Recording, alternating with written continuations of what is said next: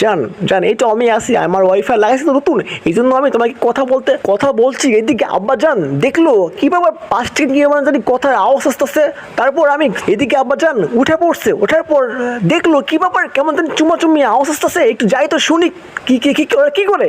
তারপর আমি ওই 5 থেকে আমি কথা বলেছি আর চুমা দিচ্ছি। জান হয়েছে হয়েছে, বাদ দাও, হয়েছে, আর না না আর বাদ দাও। কিন্তু এইদিকে আব্বা জান সব কিছু শুনে যা করে, ভাই রে ভাই, আমি আর এগুলো করবো না। তারপর দেখে আব্বাজান দেখলো কি ব্যাপার, আমার ওয়াইফাই রাউটারের উপরে 2টা বোতল কেন? হ্যাঁ, কিছু বুঝলাম না, এগুলো বোতল এখানে কেন? হ্যাঁ, এগুলো বোতল থাকে ডাস্টবিনে, বাট এখানে কেন? তারপর খুলে আব্বা 2টা বোতল একদমই দরজা খুলে ফালাই দিল। আর এইদিকে নেট একদমই চলে গেল। আব্বাজান সব কিছু লাগিয়ে লাগিয়ে দিচ্ছে আর ওয়াইফাই মুছে তুলে রাখলো, হয়তো বা এরপর ইউজ করবে না।